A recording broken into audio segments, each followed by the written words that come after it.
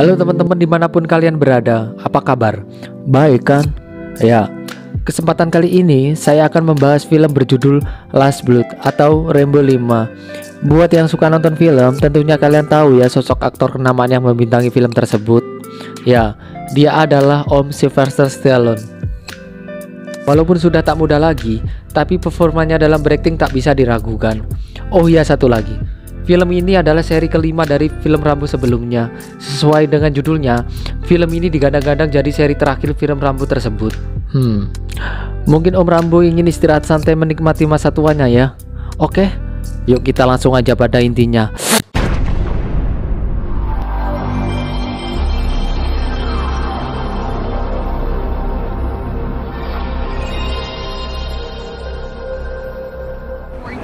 Heavy rain and wind speeds up to 85 miles per hour.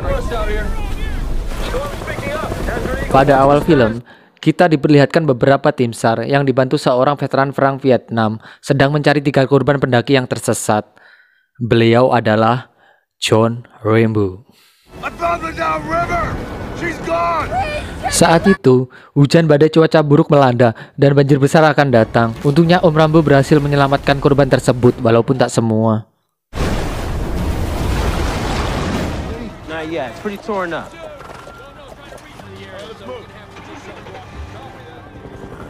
Thank you.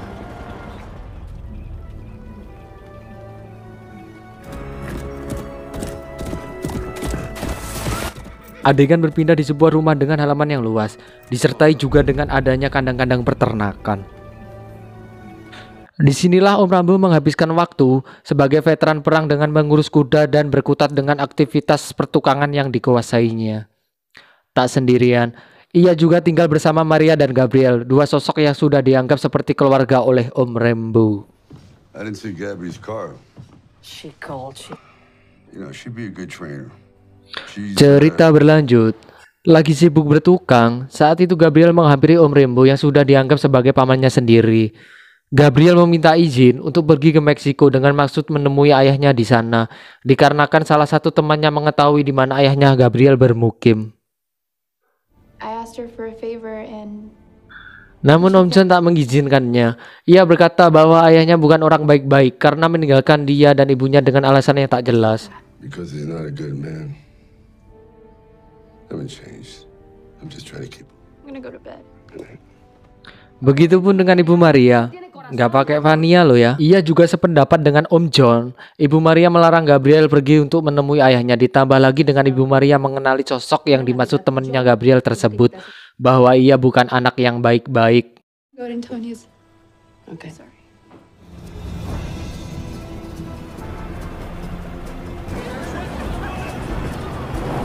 Tanpa diketahui keluarga, Gabriel diam-diam nekat pergi ke Meksiko sendirian.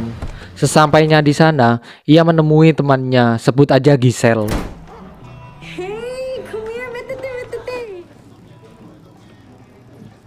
Lalu Giselle menunjukkan di mana tempat ayahnya Gabriel bermukim. Sesampainya di tempat, niat ingin merindukan diri ke sang ayah pun tak berhasil. Dikarenakan sang ayah tak menginginkan dia lagi, Gabriel malah disuruh pergi meninggalkannya.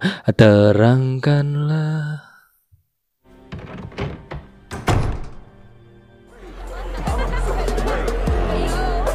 Ya, setelah pergi dari sana, Giselle mengajak Gabriel pergi ke bar. Disitulah akar permasalahan terjadi. Minuman Gabriel dimasukin serbuk ajaib sehingga Gabriel tak sadarkan diri. Gabriel diculik oleh sekelompok kartel untuk dijadikan bahan hohohihe buat mereka dan dipaksa untuk melacurkan diri. Dan tak terkecuali juga Giselle bagian dari mereka. Sisi lain, Om John langsung menyusul ke Meksiko untuk mencari Gabriel.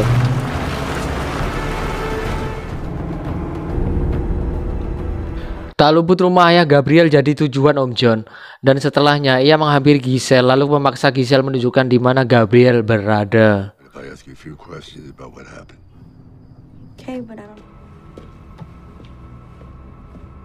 Sesampainya mengintai tempat di mana bangkai-bangkai itu berada, tiba-tiba Om John dihadang oleh mereka dan dihajar sampai babak biur.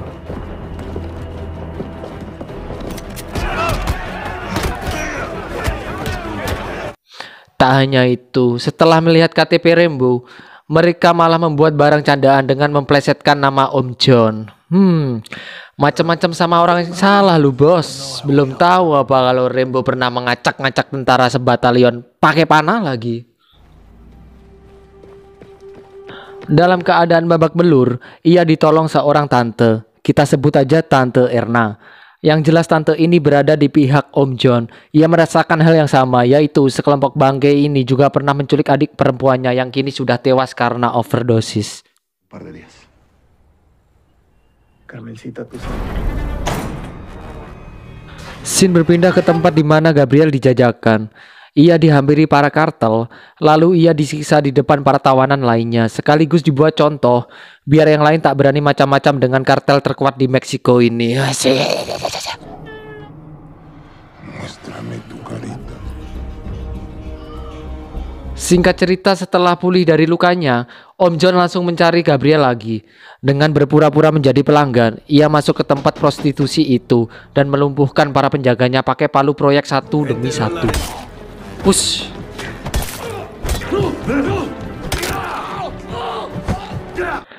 Pada akhirnya Om Rambo menemukan Gabriel yang sedang sekarat karena terlalu banyak dihoihe dan pengaruh obat bius yang disuntikan pada dirinya. Om John pun langsung membawa Gabriel pulang ke rumah. Namun sayang, cewek yang sudah dianggap sebagai anaknya sendiri itu meninggoy tepat di samping dirinya. Let's talk about it.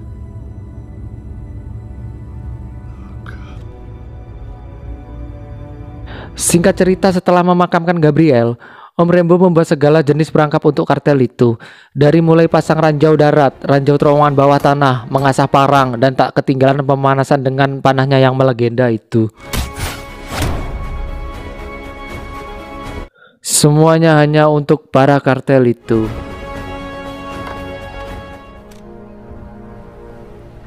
Akhirnya Om Rambo kembali ke Meksiko untuk memancing kedatangan para kartel itu, dengan membantai sebagian dari cucurut kartel tersebut, termasuk adik dari bos besar kartel itu. Pada keesokan harinya, tempat itu didatangi oleh polisi dan wartawan, dan si bos besar itu menemukan adiknya mati terpenggal. Melihat kejadian itu, persenjataan lengkap disiapkan, dan mereka langsung menuju ke tempat Om Rambo.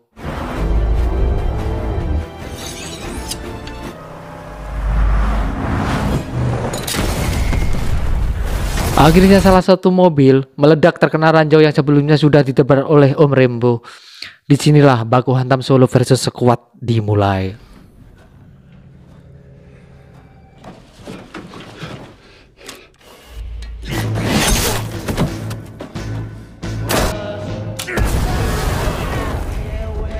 Satu persatu, Om Rambo menghabisi cucurut kartel itu dengan ranjau, parang, softgun, dan pisau legendaris miliknya.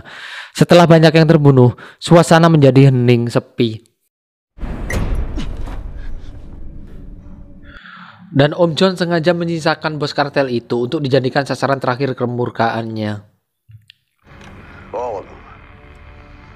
I could have killed them. Dan akhirnya, bos bangke itu tertancap anak panah di bagian paha dan bahu kanan kirinya, sehingga membuat ia tak bisa bergerak dan merintih kesakitan. Seketika itu, Om Rambo langsung menghampiri untuk merobek dadanya dengan pisau. Dengan sadis, ia mengambil paksa jantungnya.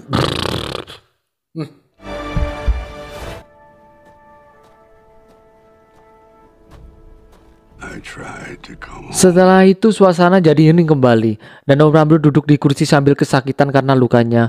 Ia juga berhalusinasi dengan mengenang masa lalunya. Ceritanya pun selesai.